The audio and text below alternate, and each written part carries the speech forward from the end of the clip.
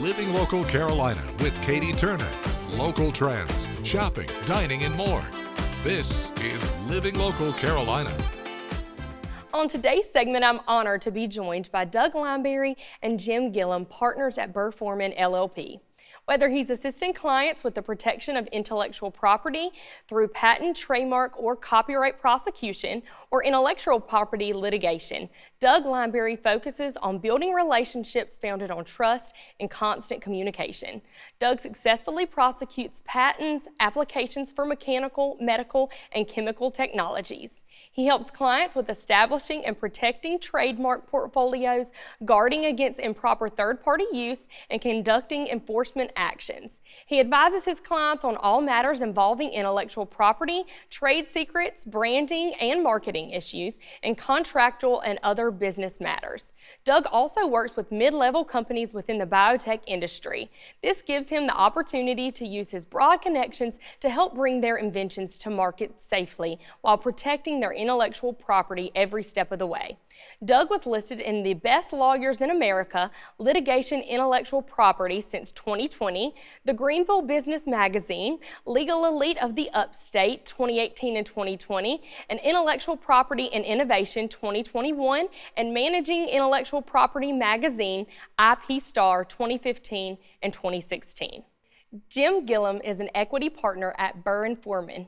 Jim practices in litigation and in employment law. Jim provides advice to employers about how to handle the vast array of issues that can arise with employees. Jim also represents clients in court and has successfully tried cases in federal and state court, and he has successfully argued cases before our state's Court of Appeals and Supreme Court. Jim has worked at Burr and Forman for 13 years. Before working for Burr and Forman, Jim served as a law clerk to Kay Hearn on the South Carolina Supreme Court. Jim has received numerous honors, including the following: Rising Star by Super Lawyers, Ones to Watch in Labor and Employment Law by the Best Lawyers in America, Preempt Designation by Martindale Hubbell, identified as up-and-coming in the field of labor and employment by Chambers USA, part of the Legal Elite as recognized by the Greenville Business Magazine. Well, Jim and Doug, thank you so much for joining me. And as we just heard, you both have such impressive resumes. What initially got you all interested in the legal profession? Being able to pay my bills, I think, would have been the first thing. Yeah.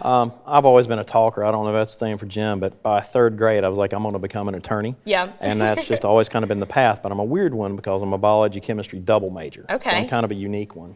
Yeah. Jim? Yeah, so for me, I wasn't one of those kids who always knew what he was going to be. Yeah. And that was fine with everybody until I was in college. And then people were like, Right. well, you know, you need to figure it out. Yeah. And what I really thought about, not just do I want to be a lawyer or whatever the profession is, I thought about, you know, what does a lawyer do? Yeah. And what I learned is, well, you know, like Doug said, a lot of what a lawyer does is talk. Right. But, you know, our profession's kind of shifted where it's a lot more focused on writing as well. So Yeah.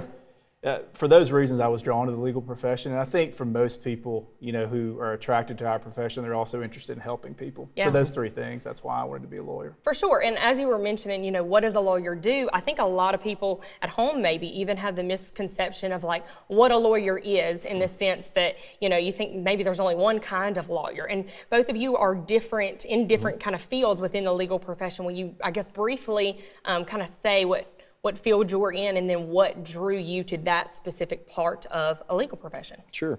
I'm an intellectual property attorney, trademarks, patents, copyrights. I was a litigator, and like Jim, I was an employment attorney at one point. Yeah. Liked it, did a lot of trial work, but the more I found myself interacting with businesses, the more I'm like, hey, I like this aspect of it. Right. I like to know, hey, how do we go out? How do we approach clients? How does our message get out? Yeah. And that was just kind of a natural transition, because that's all really patents and trademarks are, Right. is the message of a company out to the consumers. Yeah. And what about you, Jim? Yeah, so for me, I always knew that I wanted to go to court. Yeah. And I wanted to, you know, go and try cases and argue cases on appeal.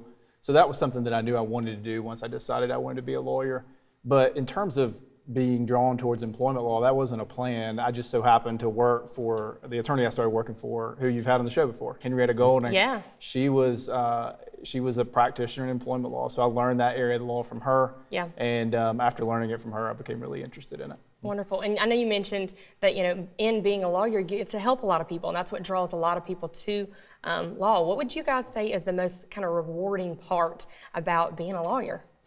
And the big thing is the excitement. I don't have to help people in like bad situations. I get them to bring something to me they're excited about. It's an invention or new trademark, new business. Yeah. And so you get to see them really at the base level of it. We are very fortunate that we've had a lot of people at home send in different questions for you guys to where you will get to kind of continue that help on the show here today. So when we come back from the break, we will be talking with Doug and Jim and getting some of their advice with questions with viewers from home.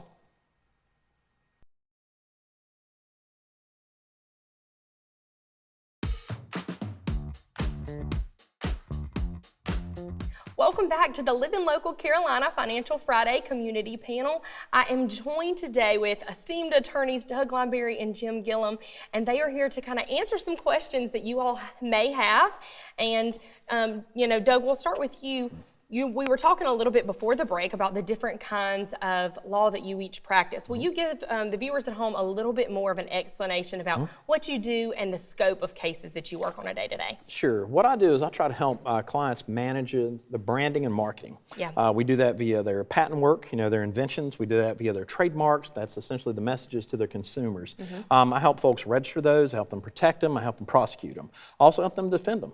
One bad thing that we see a lot is, sometimes imitation is the sincerest form of flattery, but if it's done without permission, it's called infringement. Right. And you don't want that done. Your company wants to control the message themselves. Yeah. If they don't control that message, you understandably have the tendency to lose the message. Yeah. We don't want that to happen. We want it to be a concerted effort. We want it to really be unified. Yeah. And that's literally what I do day to day. My cases can assist from essentially laying the groundwork to protect these, but also the ability to go after other third parties and prevent them from using it or telling them to cease and desist work that they've already started on.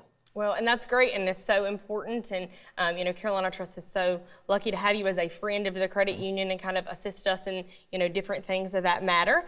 And before today's segment, we actually opened up a page on Facebook to where people could send in different questions to you guys. We included your bio so that they would know all of the scope of the different things that we were going to talk about today. So, Doug, I do have a couple of questions from you. Our first question is from Tyler. What are some of the major benefits of trademark registration? Tyler, that's an awesome question. Having a federal trademark gives you the ability to expand. It also fends off other marks. If you file a mark today, August 7th, and your mark's filed this afternoon, guess what? If somebody comes in tomorrow with a confusingly similar mark, it's going to be blocked. You don't have to take any action. The application will do that by itself. Again, it gives you the ability to expand. You may start in South Carolina today. You may be in North Carolina and Georgia in 3 weeks. Right. With a federal trademark, you've got the ability to have that footprint already in place. If there are confusingly similar marks there, you've got the ability to fishbowl them. You prevent them from expanding. And so, Tyler, the one thing you want to understand is really all about messaging. We want to make certain that your consumer brand is out there, that it's protected. If you don't protect it, you stand the ability to lose it, or somebody else registers a mark that may be similar to yours. And if that happens, you may lose the ability to use your own mark, even though it's yours and you created it. Right. And then our next question is from Sarah. How important is it to trademark your brand and colors and logo in 2023? Sarah, it's a great question. Colors, not everybody's John Deere green. If you've got something you're very specific about and something you really like, absolutely, but I would tell you to be a little more open and flexible with that. You may want to change your colors. Valentine's Day is red, St. Patrick's Day is green, cancer awareness is pink. You may want to keep just a trademark and a logo, but done in a non-colored format so that you can have those abilities to switch colors. But you may also have like violet. Violet's our color. We're never going to deviate from it. Right. So it depends on the message you're going to send and what will protect on that point. Well, that's great to know. And then our final question is from Adam. Is registering a name and a logo enough, or should you trademark additional elements? Adam, fantastic question. Look at McDonald's. Great example of it. We all know what a Big Mac is. Right. Guess what? That's the most popular hamburger. That's their message. They don't want anybody else to be a Big Mac. They don't want anybody else to have chicken McNuggets. That's how they do their branding on this. Right. And so I will tell you this, Adam, if you want to protect that, you've got to file for it. File for the original. Now you're asking, hey, should I file for additionals? Sure. If you've got a logo, just do it for Nike. Right. If you've got particular product names, there are very high sellers. I'm not saying trademark everything, and I know it's weird, an attorney saying, hey, don't use me for everything, but you don't have to trademark everything. You can use a TM on it until you're ready to say, hey, this is a valuable element to the company that we don't want third parties to be able to encroach upon. Yeah, and that's such a great point. And I know so many business owners that are, tuning in today that are hearing these different elements that you were talking about. It's so important to know that it isn't just your name and it isn't just your logo or your brand colors, that each brand has things that are specific to them that they want to make sure are protected. Absolutely. And I think that's, really kind of encompasses a lot of what we talk about. And Carolina Trust, is super big on our brand and things that are important to us, is to make sure that if you are a business owner and you are looking to make sure that your business is protected, that you reach out to different legal advice to kind of help your business. And when we come back from the break, we will be talking with Jim a little bit about his specialty and answering some of the questions from viewers at home that they have for Jim.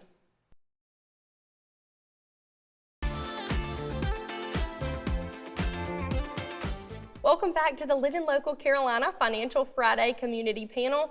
We are here this month with Love Our Lawyers and questions all about our lawyers. We are joined today with Doug and Jim, who have been here to give us a little bit of legal guidance and answer some questions with us before the break. Before the break, Doug, we were talking with you and all about trademarks and answering questions. And now, Jim, we'll turn it over to you. If you'll give us a little bit of an overview of kind of what work you do in the legal field and cases that you see on a regular basis. Sure, yeah, and I'll put them sort of in two buckets, August.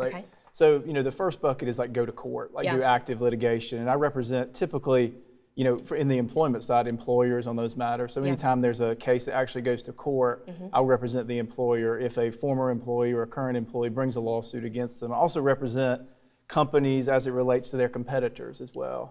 And issues that sort of intersect with what Doug does to talk about trade secret or confidentiality or confidential information, And also, the litigation is just more broad than just employment law. So I do litigation in terms of going to court with things that are just not employment law. But another aspect of what I do in an employment law setting is not involving going to court, but just in what I would call advice and counsel. So I get to talk with the companies that I represent on a pretty frequent basis about problems that arise, and just to help them navigate those problems. And there's a wide variety of issues that come up. I'm sure, and that's great for any business to know that they kind of have someone to ask just day-to-day questions like, is this something that I should be concerned about? Well, and for me, it's nice for people to come to me before there's a problem. I think a lot of times with doctors or lawyers, people wait until they're sick or really sick to go to the doctor. And there's only so much you can do then. And the same is true for a lawyer. I mean, if you can come to us on the front end, there's a lot of things that we can do to protect you, to make sure that you don't have to go deal with litigation and go to court, because that's obviously expensive, and there's a lot of emotion that goes into that as well. For sure. And we also had viewers at home submit some different questions that we have for you, Jim. So our first question is from Byron. He said, when is the best time for a company to hire a lawyer for business structure and work on building trust and foreign trust? I think that's a great question. It's one I get a lot. I don't know that there is a bright line rule hey, this is the date when you should consult a lawyer if you're thinking about or starting a new business. But what I would tell people is to say, there's no free passes out there. To the extent you're going to start a business, then the law is going to expect you to know what the law is, right? And you can't use ignorance as an excuse. You can't say, well, I didn't know that. Just think if you're, driving down the road in your car and a policeman pulls you over for speeding, you can't say, well, I didn't know the speed limit. You're presumed to know the law. So what I would tell people, especially with employees, right? So everybody's going to hire workers. So, you need to know what the laws are as it pertains to hiring workers before you do that. Because if not, you're going to create a problem. And if you're hiring more than one worker, you're probably going to create that same issue over and over again. So you're looking at big liability. And, with what I do, those are problems that are pretty easy to solve on the front end. On the back end, they can be pretty big. For sure. And then our next question is from Amy. What is the biggest problem new business owners face with legal issues, and what protection efforts do you recommend they put in place? That's a good question. It's a hard one to answer. So I think if I had to say what's the one common thing that new businesses struggle with, it's probably just unawareness of what the law is. From an employment perspective, the biggest problem I see is probably with classification of workers. So that means a lot of companies think, well, we're going to hire people and we can just label these individuals as independent contractors or employees, but you can't do that. There's going to be a legal analysis as it relates to how the worker should be properly classified. And also, if someone is an employee, another thing to think about, another issue I see, is a decision as to how you're supposed to pay them. Yeah. A lot of times employers think, well, we can just pay this person a salary, or we can just agree to pay this person whatever. Well, you can't do that. Yeah. The law is going to tell you how you have to pay specific types of employees. Yeah, and I think that's, a really good point for a lot of business owners, that they have ideas for, what they dream a business to become. And so they kind of step out on that faith of that idea, but there's really so much more to it than that. Well, and I think if you're the business owner or the entrepreneur, you're so focused on your idea, Yeah. and there's so much to do in terms of the idea, but there's a lot to do in terms of executing, or what I would call blocking and tackling, to Yeah. make sure that you're compliant with the law. Yeah. And no one can be an expert in everything, right? Yeah. So that's when you need to rely on someone else to kind of help you someone tackle who is those an problems. expert. Right. Well, thank you both so much for joining me. And for all of you at home, be sure to tune in next month, where Doug and Jim will join us again to answer the remaining questions.